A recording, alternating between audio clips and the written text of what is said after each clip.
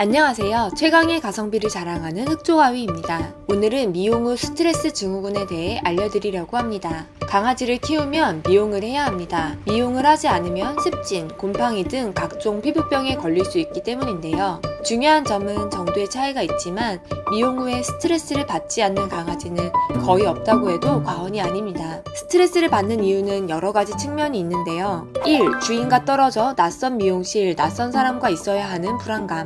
2. 미용 기계 소리와 기계 접촉 시 느끼는 불편함. 3. 털이 잘렸을 때의 수치심. 4. 숙련되지 않은 미용 기술로 인한 불편함이 있습니다. 정도에 따라서 미용 스트레스 증후군에 걸릴 수 있는데요. 그 증상이 무엇이 있는지 알아볼까요? 1. 발가락, 얼굴, 꼬리 등을 많이 핥거나 긁습니다. 강아지가 미용하고 난 후에 보이는 대표적인 증상입니다.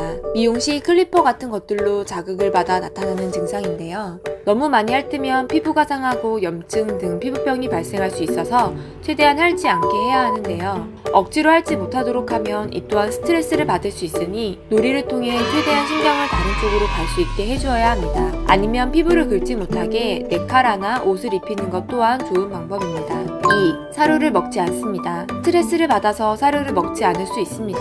한 끼 정도 먹지 않는 것은 괜찮으니 쉬게 하는 게 좋습니다. 다만 다른 요인으로 아파서 먹지 못하는 것일 수 있으니 반드시 살펴봐 주시면 좋습니다. 3. 작은 소리에도 쉽게 놀라거나 어둡거나 구석진 곳을 찾아가서 숨어 있습니다. 강아지가 스트레스 받아 예민해져서 나타나는 증상입니다. 안정을 찾을 수 있도록 도와주세요. 4. 구토나 설사를 함. 구토와 설사는 장 등에 문제가 생겨서 뿐 아니라 다양한 이유로 인해 나타나는 증상 중 하나입니다. 밥을 많이 먹은 상태로 소화를 시키지 않고 미용을 하면 긴장된 상태로 구토를 할 수 있어서 충분히 소화를 시키고 미용을 하시면 좋습니다. 5. 눈에 흰자위가 붉어졌어요. 안과 질환은 미용실 털이나 목욕물, 샴푸물 등에 의해서 자극받아 생기는 경우이고 흔합니다. 2, 3일 지켜보시고 계속 그런다면 눈 검사를 제대로 해보고 안약을 처방받아 치료해주세요. 6. 다리를 들고 다니거나 걸음걸이가 이상해요. 무릎뼈에 원래 이상 소견이 있었거나 노령견의 경우 관절이 약해져 있어 미용 시 심하게 저항하다가 미용 후에 일시적으로 걸음걸이에 문제가 생기는 경우입니다.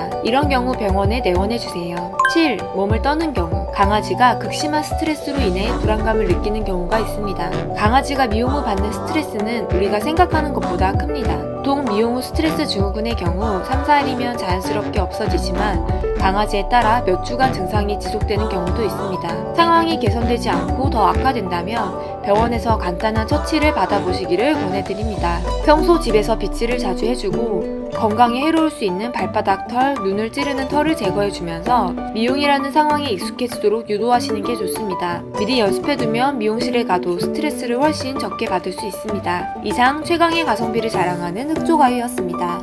영상이 좋으셨다면 좋아요와 구독, 알림 눌러주시면 감사드리겠습니다.